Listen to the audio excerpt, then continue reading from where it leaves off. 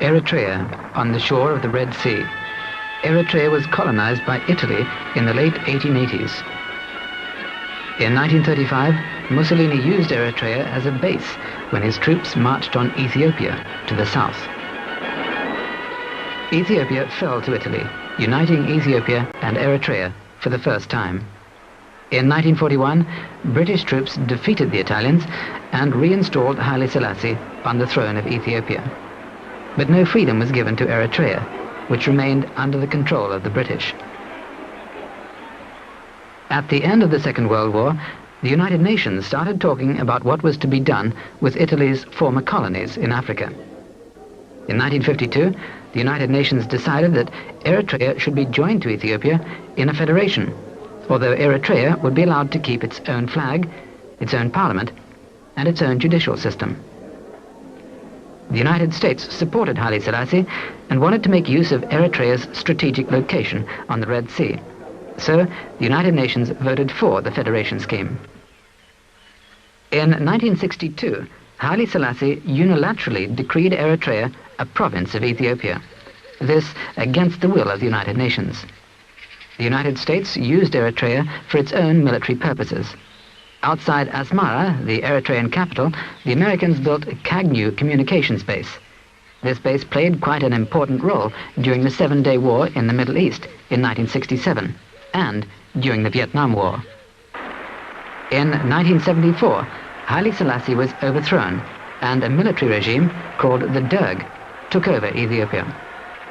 The Derg, led by Mengistu Haile Mariam, has continued Haile Selassie's policies towards Eritrea, although now with military support from the Soviet Union and Cuba.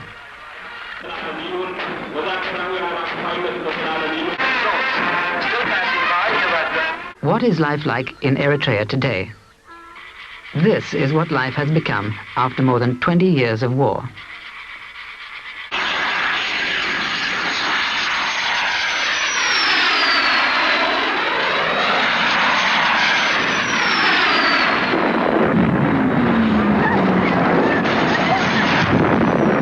Famine, war, towns and villages laid to ruin. This is the picture we often get of Eritrea, and even of Africa.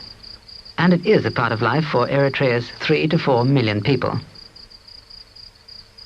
But there's another part, just as vital, the struggle for independence. The Eritrean Liberation Front, ELF, was formed in 1961. The movement now controls large areas of rural country in Eritrea and is in the process of putting together a parallel society.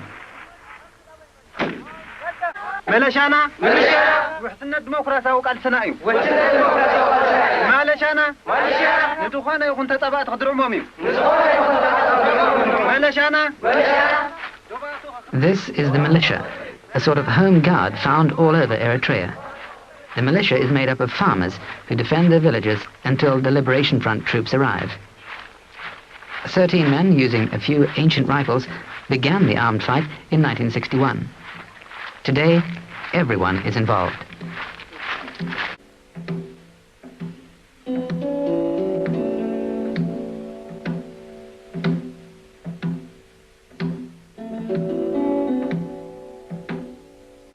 Armed opposition has been going on since 1961.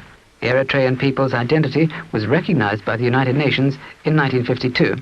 But one of Africa's lengthiest wars of independence still goes on. The strategically important Red Sea. Eritrea's strategically important position on the Red Sea means that the Ethiopian regime will go to almost any lengths to get control of the country. The Ethiopian regime tries to win support among its troops by claiming that Eritrea is being invaded by Arabs.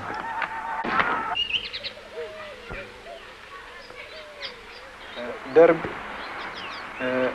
ወንበዴዎችን ሰውን ያርዳሉ ያስራሉ ይረሽናሉ ከዛ አልፎም ደግሞ አገሪቷን የሚያካሂዱ ትግል ለአረብ አድሃሪ ይሸጣሉ እና የሚያካሂዱት ዓለማቢስ ስለሆነ ብሎም በዚህ አይነት ያወራል ግና ያን ደግሞ እኔ ስመጣ ደግሞ ያን ሁሉም ለፈልፈው በደርግ አካባቢ ለፈልፈው አላየሁትም በተግባር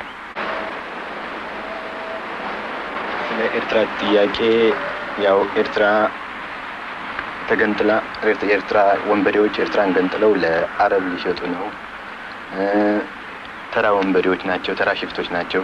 ምግብ እንኳን ማግኘት የሚችሉት ከአካባቢው ካለው ባላገሮች ነው እያሉ አንዳንድ ውሸታዊ ፕሮፓጋንዳዎችን ይሰጡናል። ትፈርሕ ድኺ ታጆኺ ኣይትፍርሒ እዚ ሽግር እዚ ኣባኺ ጥራሕ ዝወረደ ሽግር ኣይኮነን ኣብ ሙሉእ ህዝቢ ኤርትራ ዝወረደ ሽግር እዩ።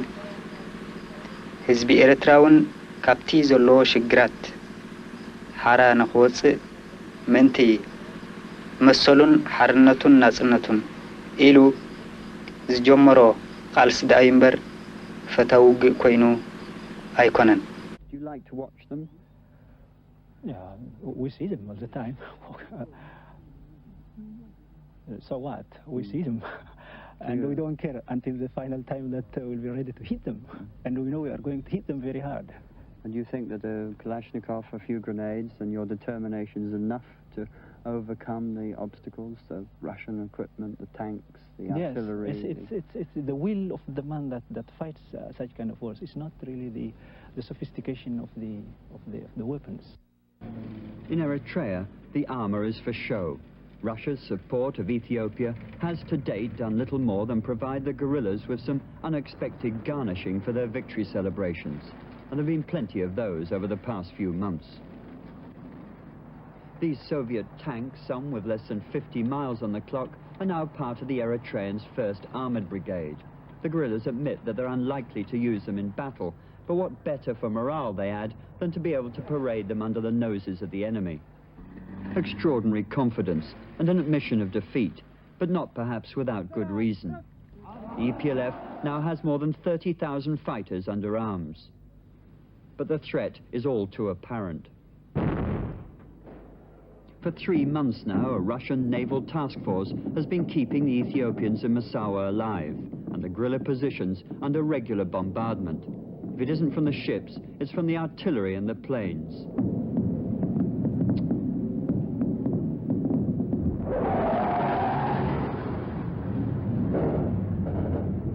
Their casual behavior appears to bear no relation to the reality outside, but that, they say, is the only way to survive. Ethiopia's most important outlet to the sea is under siege and in ruins, the rows of concrete and wooden houses shattered by the fighting. But it's in these buildings strung out across the city and around its edges that the EPLF hold their line, a warren of tunnels and trenches burrowed out of the damp sands of Massawa, within clear sight of the Ethiopians. 4 hours daily of grammar, maths, English and political education is compulsory. Their protection, the discipline that appears to maintain their morale under the most appalling conditions, is the leading of as normal a life as possible. Ethiopia, supported by Russian and Cuban advisors, planes and other military equipment. The EPLF refused to allow us to film their positions, but they're clearly dug in around the city in some strength. Despite the help of Soviet advisors and Cuban and South Yemeni troops, the Ethiopians were forced to retreat after nearly a week of heavy fighting. Still, the dead remain unburied, but the Eritreans are only too well aware of the response that their success will bring. From the Ethiopians' previous allies, American F-5s. From their new friends, Russian MiGs.